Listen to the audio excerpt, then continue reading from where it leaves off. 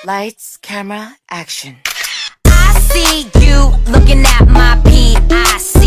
I know. 그게 땡겨 좀 더 땡겨봐봐 기동 차지. Hey. Zoom in, zoom out, okay. Zoom in, zoom out, okay. Zoom in, zoom out, okay. Baby 확 가게 확대 확실하게 I'm feeling like $1,000,000, yeah.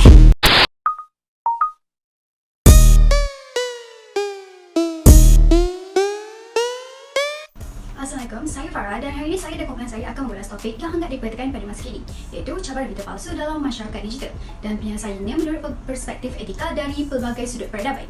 Terlebih dahulu, saya akan menerangkan apakah makna etika dan peradaban. Jom kita mulakan.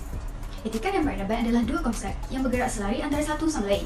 Seperti mana yang diketahui oleh umum, di mana terdapatnya etika, di situ adanya peradaban, dan begitu juga sebaliknya. Meskipun etika dan peradaban berperanan penting dalam mewujudkan masyarakat majmuk, namun tahap penghayatannya adalah berbeza kerana ianya dipengaruhi oleh beberapa faktor. Antaranya ialah interaksi seseorang, susu sosial dan tahap ingin tahu. Tambahan pula, etika dan peradaban juga penting dalam memastikan dinamika sesebuah masyarakat. Objektif etika dan peradaban adalah untuk memastikan perkembangan idea dan amalan terisi ini. Hal ini bagi memastikan sesebuah negara akan dapat memajukan tahap ekonomi maupun pendidikan agar dapat bersaing dengan negara maju yang lain. Terdapat pelbagai kepentingan dan manfaat etika dan peradaban yang merangkumi pelbagai aspek, antaranya ialah untuk individu. Dari segi fizikal, seorang itu akan sentiasa menjaga tingkah laku, manakala dari segi rohani dan mental, seorang itu akan berjaya mengawal emosi mereka dan berfikir perkara yang positif dan mengelakkan perkara yang negatif. Kita beralih pula kepada definisi etika. Pada permulaan, makna etika itu telah diambil daripada bahasa Inggeris iaitu ethics. Perkataan etika telah digunakan di tamadun Yunani dengan menggunakan perkataan ethos yang bermaksud sikap atau pribadi seseorang. Berdasarkan Kamus Dewan edisi keempat, etika telah didefinisikan sebagai akhlak atau moral seseorang dalam pergaulannya dan perbuatan mereka. Di samping itu, etika juga telah digunakan sebagai salah satu cabang dalam falsafah moral yang berkait rapat dengan perlakuan atau perbuatan sama ada baik atau pun sebaliknya. Hal ini membawa maksud bahawa sifat yang ditunjukkan oleh seseorang akan mencerminkan tahap pemikiran sesebuah negara, sama ada negara itu berada di tahap pemikiran kelas pertama ataupun tidak, kerana manusia yang beretika akan membawa pelbagai faedah dan manfaat kepada diri mereka sendiri serta akan dapat memajukan negara. Oleh itu, dalam meniti kehidupan pada macam pada kita berhadapan dengan pelbagai cabaran revolusi kini yang mampu membuat seseorang untuk mengekalkan etika yang baik ataupun sebaliknya dalam diri mereka. Dan yang terakhir ialah definisi peradaban. Peradaban memiliki pelbagai maksud dalam perkembangan manusia, dan istilah ini telah digunakan pakai dalam satu masyarakat yang kompleks. Dan mengikut Kamus Bahasa Melayu, ianya membawa maksud keadaan yang meningkatkan kemajuan hidup dari aspek jasmani dan rohani.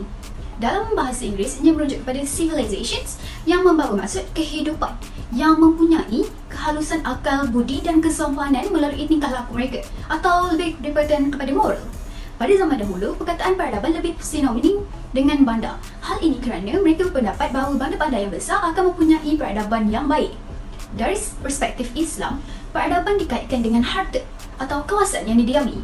Ianya kerana ianya berkembang subur dan maju. Hal ini menunjukkan bahawa maksud peradaban ialah perkembangan yang positif dalam sesebuah masyarakat melalui unsur kerohanian dan kemedaan yang akan wujud apabila adanya hubungan kerjasama antara sesama manusia bagi memenuhi keperluan material dan spiritual. Ini sahaja daripada saya dan rakan sekumpulan saya itu yang ambil alih untuk bahagian yang seterusnya. Sekian, terima kasih.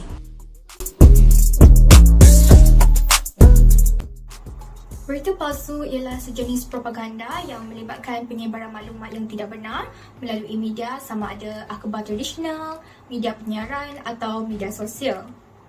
Berita palsu ialah maklumat yang tidak benar dan ia disebarkan secara meluas tanpa sebarang pengesahan tentang ketepatannya. Berita palsu ini tersebar dari satu orang ke orang seterusnya melalui dunia maya, dan berdasarkan satu kajian, istilah berita palsu menjadi cara yang mudah untuk menolak pelbagai jenis keadaan sebenar dengan sangat pantas. Kita perlu meningkatkan keupayaan kita untuk mengenali dan memerangi penipuan secara terang-terangan serta berita palsu yang mempunyai kesan kepada masyarakat. Manusia berhubung antara satu sama lain sebagai makhluk sosial. Sebuah masyarakat ditubuhkan hasil daripada interaksi ini, dan masyarakat ialah sekumpulan orang yang tinggal di kawasan yang sama dan berkongsi minat yang sama dalam aktiviti sosial. Interaksi manusia secara tradisinya dikaitkan dengan hubungan sosial yang dinamik yang dijalankan secara langsung atau bersemuka melalui komunikasi atau hubungan sosial dengan maklumat menghantar mesej yang difahami oleh kedua-dua pihak. Walau bagaimanapun, interaksi menjadi lebih kerap dan tidak lagi terhad kepada komunikasi langsung. Penggunaan teknologi maklumat dan komunikasi oleh manusia untuk berkomunikasi dengan manusia lain telah melahirkan satu jenis tamadun baru pada abad ke-21. Seterusnya terbentuklah masyarakat digital yang ditarifkan sebagai masyarakat yang sama dengan cara berinteraksi melalui teknologi digital. Dengan berkembangnya teknologi di negara ini, maka penyebaran berita mengenai sesuatu info dengan mudahnya disebarkan kepada seluruh rakyat, tidak kira berita palsu maupun berita yang sahih. Pertama sekali, untuk mengetahui perbezaan antara berita palsu dan berita sahih adalah dengan menyemak sumber sesuatu berita itu sebelum berkongsi atau menyebarkannya. Berita palsu seringkali tersebar melalui platform media sosial yang bebas digunakan oleh semua masyarakat. Selain itu, sekiranya kita menerima maklumat yang sumbernya didapati daripada orang terdekat, seperti maklumat daripada adik kepada kawan adik atau bapa saudara jiran yang bertugas di hospital, dinasihatkan supaya berwaspada kerana berkemungkinan itu adalah berita palsu ataupun berita yang ada pertambahan palsu. Kita juga harus menyemak tarikh serta gambar maklumat yang diterima. Ini kerana berita itu berkemungkinan menggunakan fakta betul, tetapi peristiwa berlalu beberapa tahun lepas dan disebarkan seolah-olah berlaku sekali lagi. Manakala berita yang benar dan sahih boleh diketahui melalui platform yang dipercayai seperti media sosial kerajaan, rangkaian berita di televisyen seperti TV3, Berita Awani dan RTM. Berita sahih juga boleh diketahui dan dibaca melalui media akhbar seperti Harian Metro, Cosmo dan Berita Harian. Kerajaan juga telah menjalankan pelbagai usaha dalam menangani isu maklumat dan berita palsu dalam kalangan rakyat, terutama sekali di media sosial. Salah satu usaha mereka adalah dengan menubuhkan sebuah laman web bernama sebenarnya.my.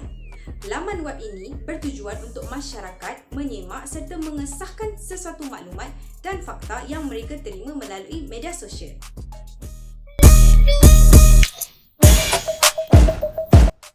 Antara cabaran terbesar dalam menghadapi berita palsu adalah rangkaian internet, terutama sekali media sosial yang semakin berkembang pesat di negara ini.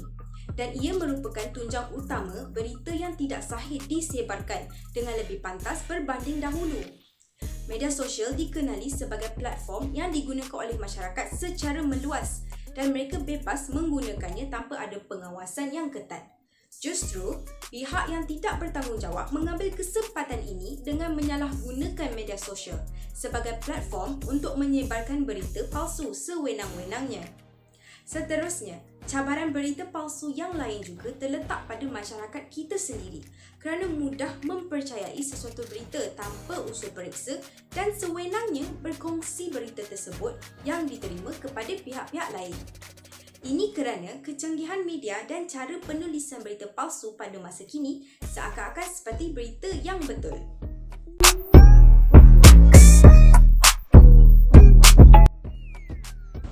Terdapat 3 cadangan dan langkah-langkah untuk membeteras isu ini. Pertamanya, kempen kesedaran. Pihak berkuasa perlulah bertanggungjawab dengan menganjurkan dan melaksanakan kempen kesedaran kepada setiap lapisan masyarakat. Sebagai contoh, Kementerian Pendidikan Malaysia KPM dan Kementerian Pengajian Tinggi KPP hendaklah menganjurkan kempen kesedaran seperti hapus berita palsu dalam kalangan pelajar di peringkat sekolah maupun di peringkat universiti. Hal ini kerana di usia muda dapat membentuk pelajar-pelajar lebih muda sebelum mereka terdedah dengan dunia luar yang sebenar. Bak kata pepatah, melentur bulu biarlah dari rebungnya. Oleh hal yang demikian, penerapan budaya sedemikian dapat memberi kesedaran kepada semua masyarakat di Malaysia ini. Yang kedua, mengetatkan undang-undang dan mengambil langkah-langkah yang proaktif. Kerajaan haruslah mengenal pasti pendekatan yang paling ampuh dan mampan dalam mengekang penjambaran berita tidak benar. Contohnya, pihak kerajaan sewajarnya menaikkan harga kompaun bagi individu yang terlibat dalam penyebaran berita palsu. Oleh hal yang demikian, masyarakat akan lebih berwaspada dan mengambil pengajaran dalam melakukan setiap perbuatan dalam menyebarkan maklumat terutamanya dari segi digital. Akhir sekali, penyebaran iklan dan paparan elektronik atau billboard. pihak berkuasa Suruhanjaya Komunikasi dan Multimedia Malaysia SKMM juga boleh membuat penyebaran iklan di televisyen, radio, media sosial dan lain-lain tentang bahayanya penyebaran berita palsu di kalangan masyarakat. Sebagai contoh, pihak berkuasa SKMM telah melaksanakan iklan mesej jika tidak pasti jangan kongsi di siaran televisyen, radio dan media cetak seperti akhbar. Selain itu, Kementerian Komunikasi dan Multimedia Malaysia KKMM maupun SKMM hendaklah menggunakan kaedah paparan elektronik atau billboard seperti di lebuh raya bagi menyampaikan mesej tentang impak penyebaran berita palsu. Dengan kaedah ini, lebih ramai masyarakat cakna dalam berkongsi maklumat yang diterima.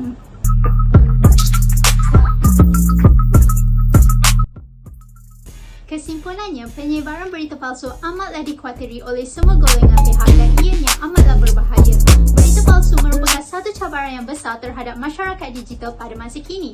Selain itu, pihak berkuasa hendaklah bertanggungjawab dalam membanteras isu berita palsu dalam kalangan masyarakat digital. Masyarakat juga haruslah bertanggungjawab dengan tidak menyebarkan segala berita dan info yang diterima tanpa sebarang kesahihan berita tersebut kepada orang ramai.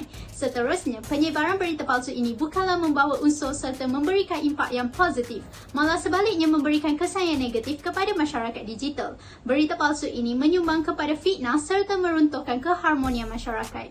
Akhir sekali, diharapkan agar platform digital ini dapat digunakan ke arah yang positif dalam penyebaran maklumat serta berita yang sahih sahaja, supaya tiada penyebaran berita palsu dan isu ini dapat dibanteras.